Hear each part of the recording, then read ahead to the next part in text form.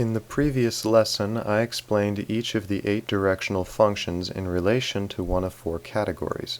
In this lesson, I will delve more into the functions by comparing them with their opposite attitude.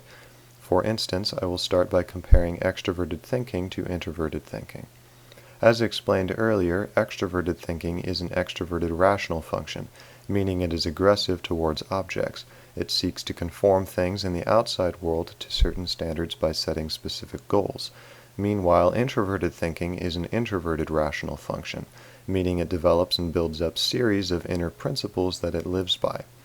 As a result, extroverted thinking is like a bulldozer in that it seeks to organize and even dominate the outside world, because it seeks to conform thought to an objective standard, and its standard is based on cold logic. It is very goal-oriented, and once it knows its point B, it blazes its trail with as little concern for things like goodness or decency as is possible. It wants to get done what needs to get done and as effectively as possible, even if it appears messy and leaves a lot of debris left over.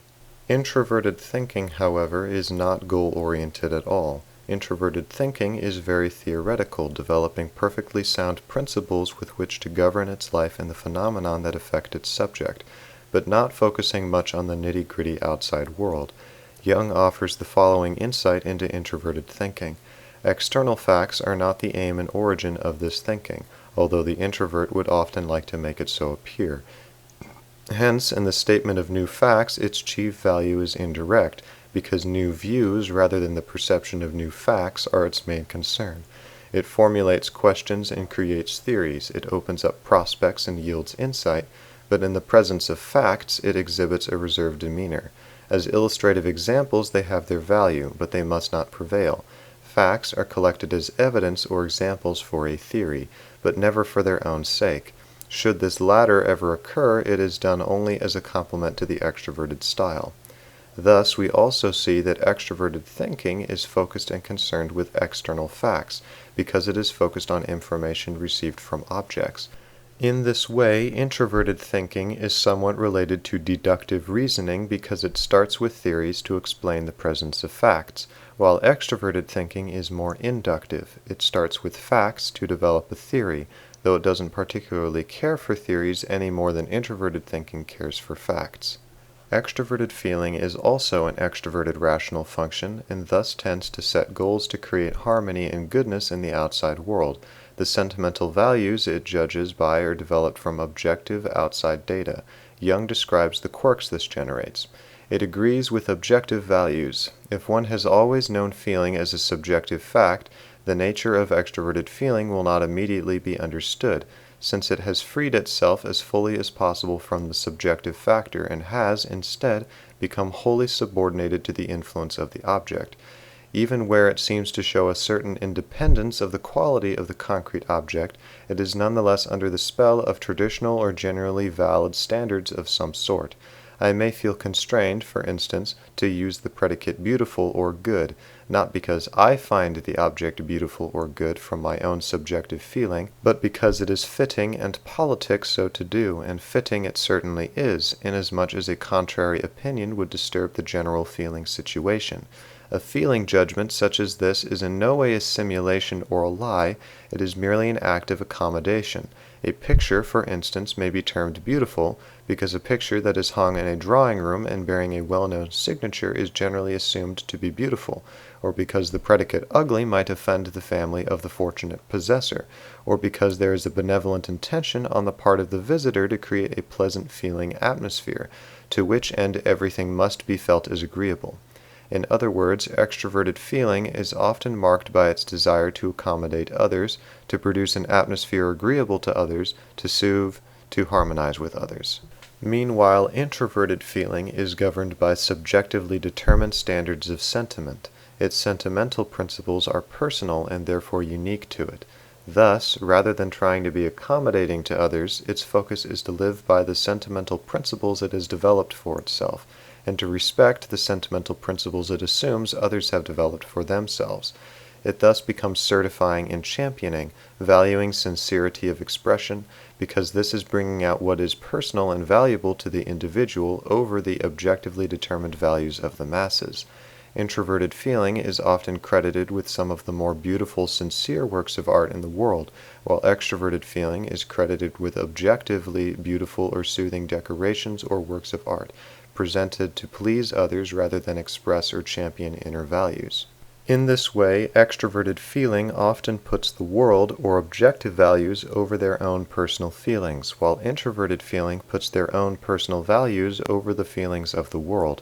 This is not to say that extroverted feeling is self-sacrificing while introverted feeling is selfish. Rather, the objective values that extroverted feeling may feel obliged to obey may be to consider one's own self-interests first, while the personal values of introverted feeling may require they seek to respect and accommodate others as best it can. Both often demonstrate kind-heartedness and caring, but for very different reasons. Extroverted feeling thus seeks for having a shared community sense of values, while introverted feeling seeks for having a community respect for each individual's personal values. Extroverted sensation is an extroverted irrational function, meaning it is focused on receiving data from objects, making it very aware of its objective environment on a practical, factual level. As quoted before, extroverted sensation is known for its realism and dislike of unreal theories and abstractions. If an abstract idea does not enhance understanding or perception of the concrete world, then it is of no use or interest to extroverted sensation, but not because extroverted sensation is incapable of understanding it. But while its vision of the world is especially vivid, it is not especially long-lasting, but changes as frequently as the world itself changes. It is like a photograph, capturing a short moment perfectly, but then moving on to the next thing. Another quirk of extroverted sensation is that because it is concerned only with the vivid observation of its environment, and has distaste for indirect or roundabout intuitive reasoning, it is naturally direct and intemperate in its acquisition of desired sensations. It wants what it wants when it wants it, and values the ability to obtain desires directly and efficiently. This can be both an advantage and a disadvantage depending on the situation. Introverted sensation, however, is an introverted irrational function, meaning it is focused on the reception of the subject, or perceiving and understanding the way that reality has impacted it over time and the visions it sees in relation to this history of impressions. In direct opposition to extroverted sensation, introverted sensation is very temperate. Introverted sensation's perception of the environment is not photographic nor fleeting, but it is more of a historic, though subjective, recording, able to recall even the details of long past experiences that impressed it, and looking over the patterns in those experiences, introverted sensation develops natural and personally traditional likes and dislikes for certain things, forms practical habits, and deeply personal symbols to encapsulate the essence of the patterns of reality over time. Because of its less photographic perception, this gives it a much more restrained, thoughtful, and temperate nature, recalling past experiences, but sacrificing their sensory vividness to do so. Extroverted intuition is an extroverted irrational function focused on receiving data from the possibilities and ideas springing from objects. As explained in the last video, extroverted intuition is notorious for its pronounced wanderlust from possibility to possibility, as well as its clever observations about particular aspects of reality they have made intuitive leaps in. Meanwhile, introverted intuition is an introverted irrational function, focused on receiving data from how possibilities and ideas affect the subject. As explained before, introverted intuition is known for discovering the relationship between many unrelated ideas, and is often possessed by the urgency of the resulting visions. Contrasting the two intuitive functions, one aspect becomes more prominent, in that extroverted intuition tends to break one idea apart to examine its constituent parts, and then break each of those parts into more parts, thus generating more and more possibilities. It is explosive, branching off from one trunk to many branches and twigs, destroying in order to get to the bottom of things.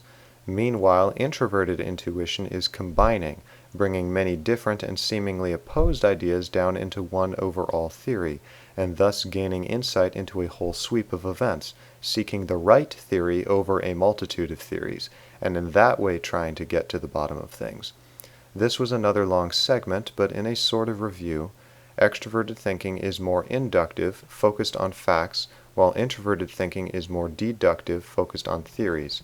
Extroverted feeling prefers shared community values, while introverted feeling prefers respect for individual values. Extroverted sensation is photographic and therefore becomes direct and intemperate, while introverted sensation is historic and therefore becomes temperate and traditional. Extroverted intuition seeks to break ideas apart, while introverted intuition seeks to combine ideas together. Did you get all that? All right. Then let's take a look at how these 8 functions are stacked to form the 16 types.